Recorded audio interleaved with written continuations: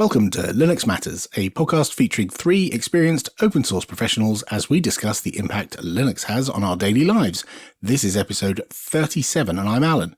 And this week I've been making yet more snaps and things have changed. Hello, I'm Martin and I have been hacking the best font that was ever created. Hi, I'm Mark and I've been streaming music to myself. You may have heard of this packaging format called Snap. And there are a number of snaps with my name on, and there's two more now. At work, we have a couple of command line utilities. One is called Sift, S-Y-F-T, and the other one is called Gripe, G-R-Y-P-E. Oh, I've heard about them somewhere. I think I heard about them on a podcast called Linux Matters. I may have mentioned them. Anyway, they're both open source, Apache 2 license, I think, and they have various ways to install them on different platforms. Yeah, there's a curl pipe to bash jobby. There's Debs, there's tarballs and all that kind of stuff. And I find myself sometimes not having the latest version installed because it doesn't auto-update. And you have to like rerun the curl pipe to bash thing or go and get a Deb or something. And that kind of annoys me because I live in the world of now and up-to-date software and I run Ubuntu LTS. So I thought, what if I make a snap? And I made a prototype and just tried it out, and sure enough, they work. You know, I can install them locally and the applications work, but I thought it'd be nice if we could share the love and let other people install the software via Snap. And I know there's some people who don't like it and, you know, it's fat and bloated and all that kind of stuff, but for this kind of thing, it's perfect. For a single binary inside a package that's automatically updated, and we do updates like every few weeks, sometimes more often. And so it's nice to be up to date because Gripe is a vulnerability scanner. And so having the latest smarts to be able to detect vulnerabilities is a good thing. So I made these two snaps, but they both require quite broad access across your system. And there's a concept with snaps called classic snaps, which is unconfined. So I had to make them unconfined because users who are using Sift and Gripe can just scan any arbitrary directory, and Sift will generate an SBOM, a list of all the things that are in that directory, be it Debs or Ruby gems or NPM packages or PyPy stuff. And it can't do that if it can't access the directory. And so I had to make it classic. And the same for Gripe, because it does the same kind of thing, but it generates a list of vulnerabilities for software that's in that directory. And I've made a bunch of classic snaps before, and it's not really been a problem. But the way you do it now, Canonical have put a few more checks and balances in. And I was kind of surprised, pleasantly, at the process. Yeah, don't you know who I am? Why won't you let me have classic? Are these additional checks and balances in response to the recent crypto miner sort of explosion that happened? I don't know if it's directly as a result of that. I think they have tightened things up a little bit on a bunch of policies around registering snaps. And like if you register a snap, it used to be that you can just go Snapcraft, register, and then the name of a thing. And if nobody else had it, bam, you've got it. There were some exceptions, like some of the common words were already taken. They were pre-registered, and common package names in Linux repositories were pre-taken. But now that's changed. And when you run Snapcraft register and then the name of your snap, it punts you to a web page where you have to fill in a form and explain. And that road bump, I think, is probably the biggest blocker to getting the crypto nonsense out of the store, because you have to, you can't just register a name and you can't automate it either. You have to actually fill in the form and you have to wait. And there's some delay of, you know, days before you get your snap name. Now, I wasn't in a hurry, so that was fine. Yeah, we spoke about StreamSprout last episode, and I registered the StreamSprout name to publish a snap. And in that process of filling in a form, you have to provide a justification as to why you are qualified or allowed, if you like, to register that name. Yeah. I think it took a day, half a day or something for somebody to respond to that. So I've been using a snap which I assumed would need classic confinement, but actually doesn't, which is the Docker snap. And the reason that that doesn't use classic confinement is because it's limited to only being able to run against files that are in your home directory. So I would have thought that maybe with Sift and Gripe, you would be running it against software you're developing, and that would be stuff that's in your home directory, and that might be enough. But is that not actually how people use it generally? So two things. One, the Docker thing, there are certain applications that have special interfaces created just for them. Right. Docker is one of them. So it would have been the case back in the day that the Docker snap probably would have had to have been classic, but they put the effort in to create a special interface called Docker. Right. And only the Docker snap can use the Docker interface because it is quite broad and it does allow more access. So when there are applications like that, and like Steam has a special set of interfaces that gives it more access than most games, for example. So they do a bit of engineering to make sure that the interfaces are bespoke to the thing that needs a lot. Sift and Gripe are partly developer tools, but they can also be used anywhere along the tool chain. So not just on your developer workstation. They could be used anywhere in CI, for example, literally anywhere. And so you can't know where an end user is going to run it and going to point it. That's the problem. And that's why I went for classic.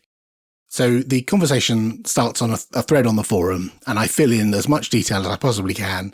And there's a back and forth, and there was a little oopsie in that I got given classic confinement. And first, I only requested it for Sift first. I only did one of them at a time because I thought I don't want to confuse people by doing two at the same time that are related applications. So I just did one, and I got it granted. And they hadn't quite gone through the whole process of vetting. And this is a thing that's relatively new. They've added a step where someone from Canonical sends you a token inside the Snap Store. So I've already registered the name. They then send me a little token, just like 10 characters, and I have to commit that to the upstream repo to prove that I have access to the Sift repo, to prove that I work for Anchor and I have access to the repository. I don't have to land the PR. I don't have to put it anywhere in the code or anything. I just have to prove that I can create a commit against the upstream project. So I did that, and then they turned that around and, they gave me classic access. The oopsie was they gave it to me a little bit early without doing that vetting. But I'm a good boy, and I didn't publish my software until I'd gone through the proper vetting. But once I had, I then created another post and said, hey, deja vu, here comes another one. It's almost exactly the same reasons. I still work for the same company. It's just a second snap. And so I got them both vetted as classic and published in the store. And having gone through this process now, is there anything in the Snap Store that shows that you have been through this and they've done something to prove that you are a genuine developer of the upstream project?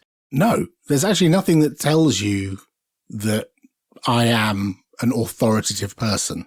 So two snaps side by side, it wouldn't show. I think that is a good thing that should be there, that shows that vetting has been done. And I guess if anyone did some investigation if someone outside is trying to figure out who has these permissions and who doesn't, they could look into it. And so you could figure that out.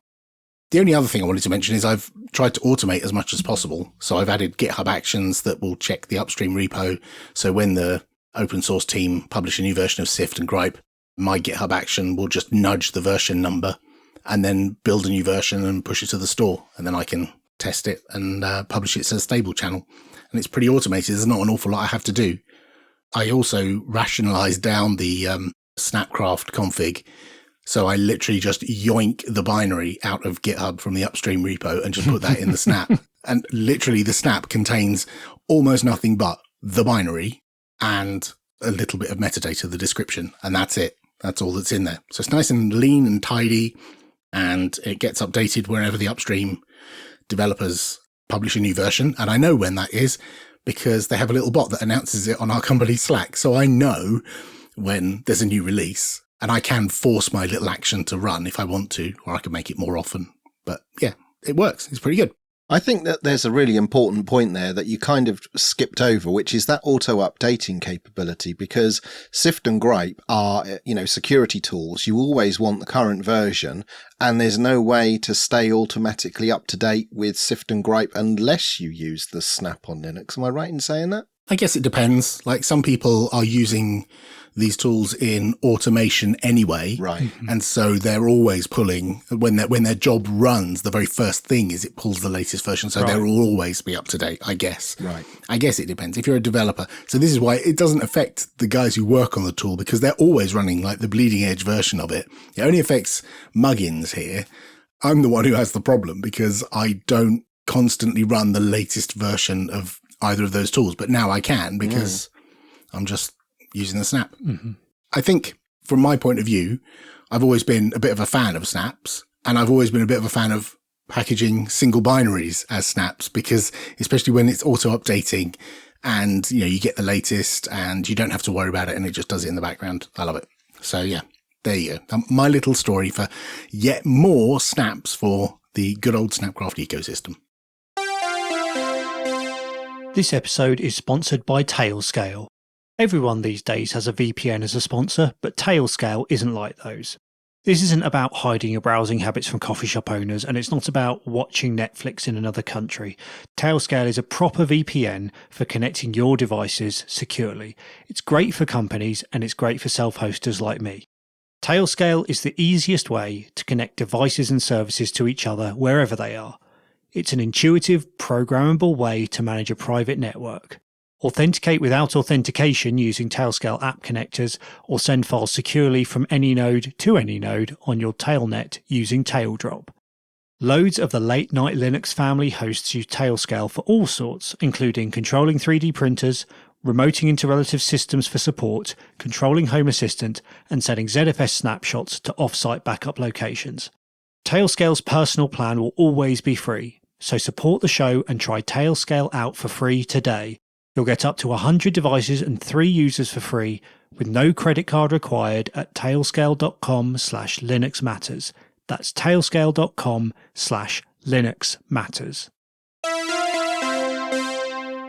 I have taken the best font that was ever created and made it Nerd Font compatible. I know everyone is now shouting some comedic font, whether it's Comic Sans, Papyrus. yes, or Courier New, or Arial. What is it then? The best font ever created was originally called Fixed Sys, and it was the monospace font that was the font on Windows 1 and Windows 2. And it was subsequently renamed to System in Windows 3. I think I can kind of picture it. Yeah. Monospace slightly blocky on some of the letters. Yes, it was an 8x6 font. And what was so good about it is that it was that classic sort of VGA font, but a little soft around the edges and a little more stylized. And most importantly, had a full complement of code page 437 glyphs. So it did everything. It had both happy face and inverted happy face. It did. And it all had of the glyphs. 3 shaded blocks. Wow. Those were the days, you know, and both single line and double line box and drawing. Double line. Oh. And so this font was fantastic. And back in the days when I used things like 4DOS and 4OS2 and 4NT, this was the font you wanted because it did everything. And going into my Linux era, a new project was created called Fixed Sys Excelsior, which was a recreation of the Fixed Sys font, but as TTF and OTF compatible, so you could put it on modern operating systems. And that was the font that I used on my UltraSpark workstation running RHEL 5 back in the day in order to give me that, you know, proper pucker console experience. And I used Fixed Sys Excelsior font for many years until it was no longer serviceable. And the problem is that it didn't have all of the new glyphs that we now see in modern fonts, particularly those fonts that are maintained by the Nerd Font community. And if you're not familiar with what Nerd Font is a collection of, I don't know how many fonts, but I would say maybe 100 or so monospace fonts, which have been patched to include thousands of additional glyphs. So I think it uses the Libre Awesome font and things like the Powerline glyphs and all sorts of stuff. So you can use tools like Powerline and Starship, which are console prompt superpowers to display all sorts of useful information. I use a thing called Powerline Go. So when I'm in a Git directory, I can see the status of my Git tree in the prompt. Or if I SSH into a machine, it puts a little bright orange telephone in my prompt, and I can see which hosts I'm remotely logged into because there's a big telephone in the prompt. When you say glyphs, I think people are probably not realizing, if you've never used Powerline, there's, little things like there's a padlock in the line, and sometimes there's little arrows, like there's a colored section and then an arrow and then a colored section, or chevron. Yeah. And they kind of overlay on top of each other. And without the glyphs that you're talking about, it looks like jank, and the wrong characters appear, and it just looks awful. It does. And I think if you install Powerline and you don't do this, go and get the nerd fonts or a patched font, you probably think your Powerline install is broken. Indeed. Exactly so. That might be why I never got along with Powerline. That'll be exactly why. You have to have nerd fonts. Even these days, just having Powerline patched fonts isn't sufficient, because the Powerline glyphs are only like 160 or so, and the nerd font patch set is like 8,000 additional glyphs. There's like the little icon for when you fork something in a Git That's repo. right. Yeah. It shows you the little fork icon in the Powerline. Yep. It's cute. With little numbers showing you how far forward or behind, like the master origin you are and things like that. It's terrific. So it's a productivity enhancement. And nerd fonts, you can get them all. And I used like the patched Ubuntu version of nerd fonts for many years. And I've been using the Fira Code nerd font for a couple of years now. But Fixis, it keeps nagging at me. I keep on wanting to go back to it because it was just such a good font. And there are people that have continued to maintain Fixis Excelsior to this day and have added Powerline glyphs to it, but it doesn't have all that other stuff. And I thought, how hard can it be? The Nerd Font community make a tool called Nerd Font Patcher. So I thought, well, that should be a piece of cake. So there's a continuation of Fixis Excelsior on GitHub. There'll be a link in the show notes. And there is also a new project called FixedSys Core, which is a modern interpretation of FixedSys. So it doesn't have the hard pixelated edges of the font. It honors the original style, but it's all nice, smooth edges and, curved corners and things. Original style, you say, on an IBM 5150 monitor. Right. It has the right look. But neither of these fonts have nerd fonts. So anyway, I installed Nerd Font Patcher and I ran it against these two fonts, and glory be, I had two Nerd Font patched fonts, and I thought, this is brilliant. Powerline worked and I thought my job was done. And then I started running tools like Bottom and Btop and Gping, which use Braille to draw pseudographics, and none of the Braille glyphs are included in Nerd Font Patcher. So I had a sad face, and I went looking around, and I saw that 4 years ago, somebody submitted a patch to Nerd Fonts to add Braille glyph patching to Nerd Font Patcher. That languished for a couple of years, and 2 years ago, somebody else dusted that patch up and resubmitted it, and it sat there for another 2 years. Oh, my life. Happened. And I was like, well, there's prior art here. So, after 4 years, I'm now the third person to have a go at this. And I refactored this patch once more. And I worked on a local patch, and then I added a conversation in the long-running thread about adding Braille patching support to Nerd Fonts. And one of the Nerd Font contributors picked up what I have done and actually merged it into a branch of like future state work. So it isn't released yet, but it is there. One step closer. What language is Nerd Font Patcher written in? Is this something you'd used before? I think it was Python. Right. Okay. I think it was Python. Nothing too esoteric then. No. So the original patch from 4 years ago, it was like hundreds and hundreds of lines. And when I was analysing it, lots of the code that was in that original patch is now in Nerd Font Patcher. Right.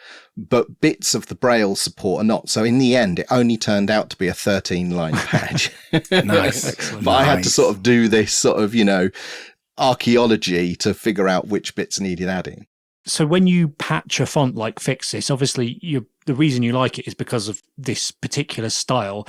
Does it just take this same set of glyphs that it's adding to every font and stick them in that font and it always looks the same? Or does it do something that matches anything about the font you're adding it to? No. Right. So the glyphs that it patches are a common set. Right, so got the Nerd Font patches apply the same glyphs to every font, so they don't adhere to a style of the original patch. So you don't have to do a lot of testing and make sure that what it's patched then works in this particular font. It's just the same thing. It's going to work. Yeah, more or less. One of the things you can do is you can tell Nerd Fonts which glyphs you want to patch and which ones you want to overwrite regardless and which you don't. So for Fix This Excelsior, which is a pixelated font and had pixelated powerline glyphs, I've left those intact, but only added the additional glyphs that didn't already exist to fill in the gaps. But Fix This Core, which is a modern sort of nicely shaped high resolution font, I just overlaid everything. Anyway, in doing this, I learned a whole load of things about Braille and how Braille is used to draw pseudographics.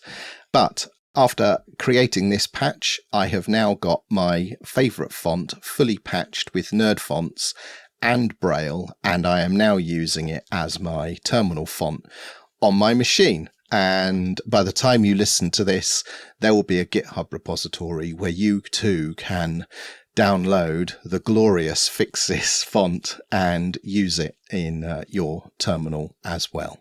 And like me, you can install it and then go, what on earth is this? And then switch to something else that actually looks nice. I would love to hear from our listeners if they actually use this thing.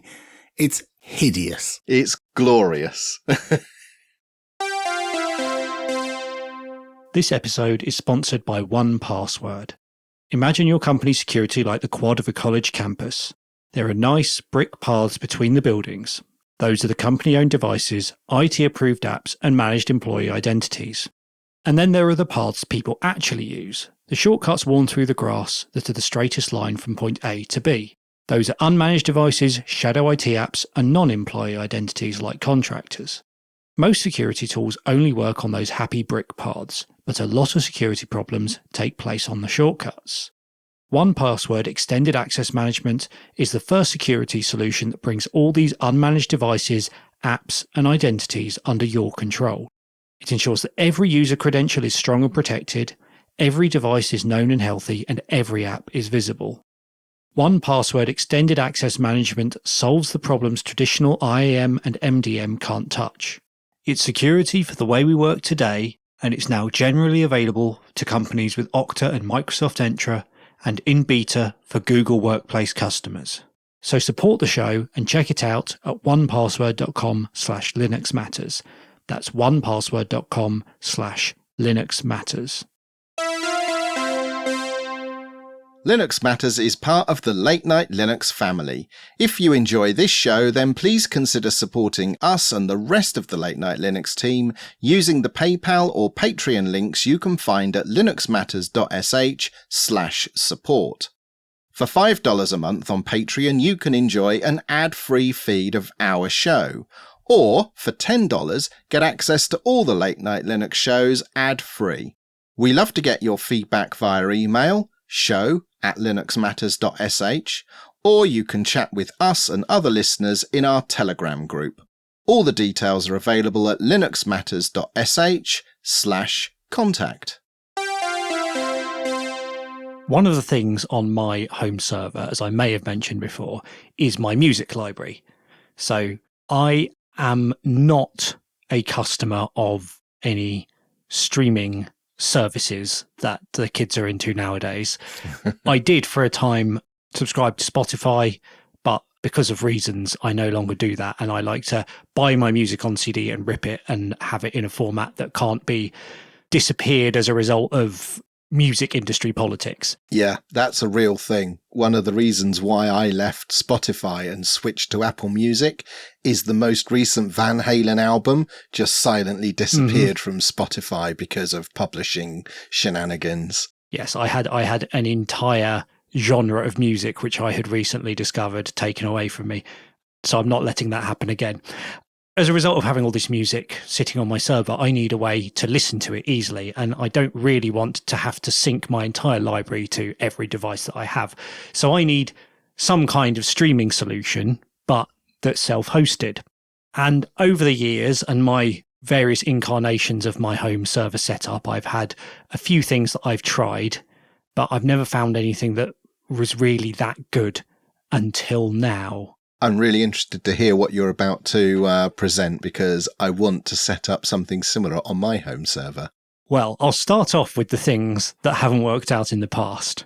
Tease you a bit into the big reveal. There was once, and possibly still is, a project called Ampache, which, as the name suggests, was, I think it was actually, the streaming was based on HTTP. It was basically a web server which served you your audio files. But I found it to be, it sort of worked a bit, but it was quite flaky and there were really a lack of clients. I think an old version of Amarok supported it. I think that's why I used it at the time. But then that support kind of went away as versions changed and so on. I used NB for a time, which is now known as Jellyfin. Or no, it's not. It's now been forked as Jellyfin. I think NB still exists, which is a whole home media server, and I was hosting my video on there, so I thought I'll host my audio on there as well. That was never particularly satisfactory because it's really rubbish at creating and managing playlists of audio. If you want to go through your library and pick out certain songs and put them into a big playlist, it's really difficult to do that with NB. I then migrated to Plex, which I found was a bit better, but has some limitations because it's more geared towards getting you to subscribe to their Plex passes, particularly if you want to use it on mobile. You're otherwise stuck with just listening in the web player, which, mostly works. I used that for quite a while and it was okay. But now I've stopped using Plex for audio and I only use it for video because I have discovered Subsonic.